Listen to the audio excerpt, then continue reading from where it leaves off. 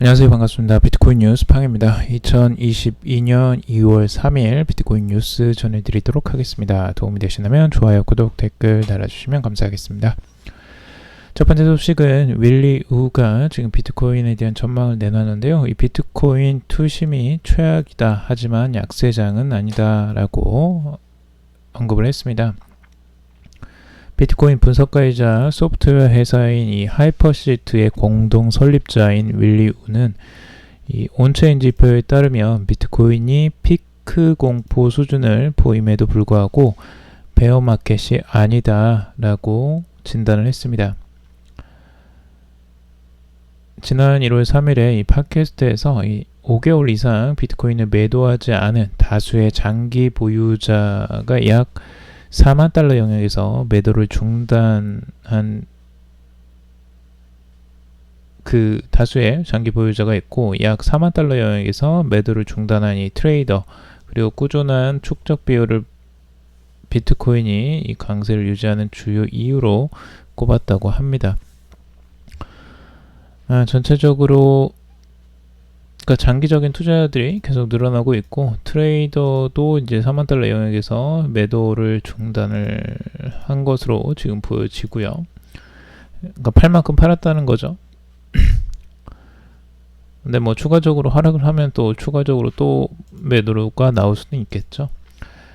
그리고 트위터를 통해서 이 채택 측면에서 이 비트코인은 1997년 인터넷 사용자와 거의 동일한 사용자를 보유하고 있다. 하지만 비트코인은 더 빠르게 성장하고 있다라고 말을 했습니다. 현재 경로에서 향후 4년은 이 비트코인을 사용자 10억 명으로 증가를 할 것이다 라고 전망을 했습니다. 지금 인터넷으로 보자면 2005년에 이제 해당하는 게 되는 건데요. 1억 명, 그러니까 10억 명이 되는 순간 인터넷이 2005년 정도에 10억 명을 달성을 했는데요. 그 속도가 인터넷도 꽤 빠르게 증가를 했지만 이 비트코인은 그보다 더 빠르게 증가할 것이라고 전망을 하고 있습니다. 왜냐하면 지금까지의 속도가 워낙 가파르게 지금 올라오고 있기 때문이죠. 이 인터넷이 이렇게 완만하게 상승을 했다면 지금 비트코인의 유저 수는 아주 급속도로 이렇게 증가를 하고 있는 모습을 볼 수가 있습니다. 단 10년 만에 이렇게 온 것이죠. 그래서 이 부분이 이제 앞으로 2022년부터 2025년까지 10억 명을 두고 상승할 것으로 전망을 하고 있고요. 뭐 페이팔의 어카운트도 이 밑에 있는데요. 페이팔보다 오히려 지금 비트코인의 유저 수가 작은 걸 보면 아직도 비트코인이 가야 할 길이 멀다라는 걸 우리가 알 수가 있습니다. 그래서 앞으로 추가적으로 비트코인의 상승세는 꾸준히 이어갈 것이라고, 가파른 상승세가 계속 이어갈 것이라고 전망을 하고 있고요. 그래서 지금 이 윌리우 같은 경우는 아직까지는 약세장이 아니다라고 전망을 하고 있습니다. 그래서 우리가 전체적으로 이 비트코인과 인터넷 시장을 같이 많이 비교를 할 때가 있는데, 비트코인이 지금도 많이 올라온 것 같고 굉장히 많이 이슈가 되는 것 같지만 실제로 사용자 수는 생각보다 그렇게 많지 않다라는 거, 과거에 인터넷과 비교했을 때 봐도 지금 이때가 1997년 정도의 숫자에 이제 위치해 있는데요. 이것보다는 조금 더 증가를 했겠지만 아직까지도 인터넷의 완전 초창기 수준입니다. 여러분들이 1997년도에 인터넷을 사용했었는지를 한번 보세요. 그러면 아마 인터넷을 사용하지 않으신 분도 꽤 되실 거고요. 그때 인터넷으로 할 수 있는 것도 거의 없었고요. 뭐 이런 수준이었죠. 그래서 인터넷 자체를 모르시는 분도 있었습니다. 실제로 그때는. 그래서 그런 걸 보시면 우리가 어느 수준에 지금 와 있는지를 알 수가 있죠. 자, 그리고 유명 코인 유튜버 이 코인뷰로라는 인플루언서가 이 암호화폐 시장은 아직 겨울이 안 왔다라고 언급을 했습니다. 지금 구독자 192만 명을 보유한 이 유명한 인플루언서인데요. 코인뷰로라는 그 유튜브 채널인데, 여기 소속 애널리스트인 가이가 최근에 암호화폐 시장에서 겨울은 아직 오지 않았다, 그리고 최근 암호화폐 시장 전반의 역세 움직임은 2018, 2019년 크립토 윈터 때와는 완전히 다르다라고 진단을 했습니다. 지금 암호화폐 시장은 발전을 했고 예전보다 많은 사람들이 암호화폐를 알고 있으며 사용을 하고 있다라고 합니다. 그리고 투자자들은 다양한 이론을 바탕으로 투자에 임하고 있고, 소위 크립토 윈터로 이어질 만한 조건은 어디에도 없다라고 언급을 했습니다. 오늘날 암호화폐 시장의 약세는 이 거시적 외부 요인이 주요하고, 이는 암호화폐가 투기가 아닌 투자가 가능한 자산군으로 편입했음을 의미한다 라고 설명을 했습니다. 전체적으로 지금 암호화폐 하락 추세는 이게 이제 암호화폐 자체의 하락보다는 이 거시적인 요인들, 지금 그 주식시장, 미국 주식시장뿐만 아니라 국내 주식시장까지 모든 주식시장이 지금 다 하락을 했죠. 그래서 미 연준의 금리 인상 여파가 이제 전체적으로 영향을 미쳤는데, 이제 그 하락 여파가 지금 비트코인과 전체 암호화폐 시장에도 영향을 미치고 있다라고 분석을 한 내용입니다. 자, 그리고 토큰 브릿지인 웜홀이 약 12만 개의 이더가 여기서 유출이 되었다라는 소식이 있는데요.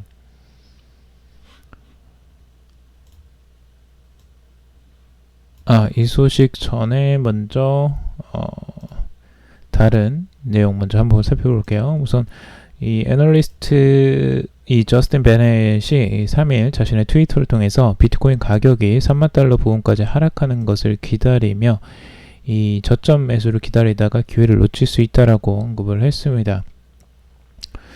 최근 이 개인 유튜버 채널로부터 트위터까지 대부분의 댓글에서 사람들이 이 3만 달러 부근의 매수 기회를 기대하고 있다는 것을 볼 수 있다라고 하면서, 대부분의 상황에서 개인 투자자들이 원하는 가격대가 정확히 전망과 일치하는 경우는 드물다라고 언급을 했습니다. 개인적으로 BTC 가격이 35,000에서 36,000달러 상방에서 움직일 가능성이 높다고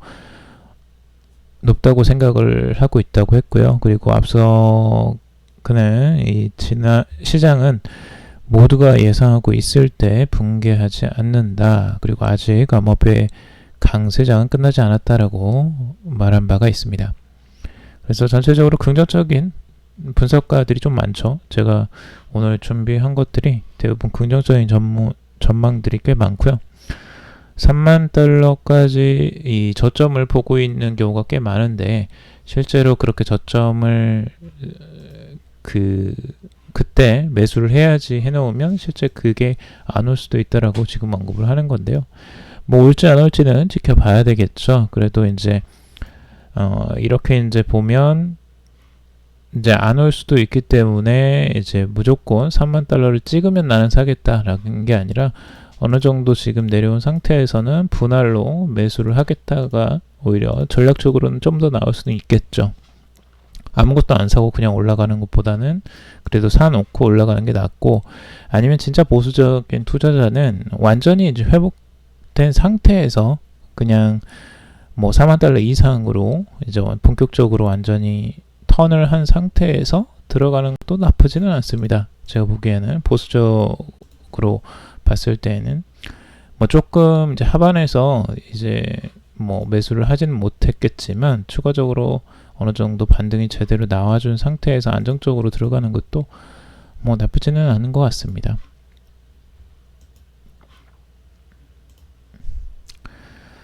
자, 그리고 아까 말씀드렸던 이 토큰 브릿지 웜홀에서 약 12만 이더리움이 유출이 되었다라는 소식인데요. 이 암호화폐 암호화폐 이 호환성 기술을 개발하는 이 웜홀이라는 곳에서 이 3일 솔라나와 이더리움 브릿지에서 12만 개 이더리움이 빠져나간 것으로 지금 밝혀졌다고 합니다. 지금 하나로는 3,785억 원어치입니다. 어마어마한 양이죠. 해커가 지금 이 프로토콜의 취약성을 이용해서 지금 이 이더리움을 훔쳐낸 것으로 예상을 하고 있는데요.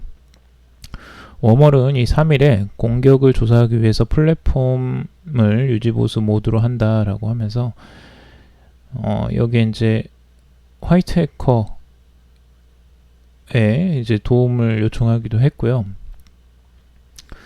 화이트 해커의 이제 이 원인을 이제 밝혀내고 취약성에 대해서 밝히는 대가로 이제 116억 원의 상금을 제공한다라고도 했다고 합니다. 웜홀의 이 기능은 결국에는 이더리움에서 이제 솔라나로 블록체인 토큰의 규격을 이제 이동시키는 겁니다. 그래서 이더리움과 이제 솔라나를 여기서 이제 교체를 하려고 했던 건데 이게 이제 다른 지갑으로 가게 되는 일이 발생한 거죠.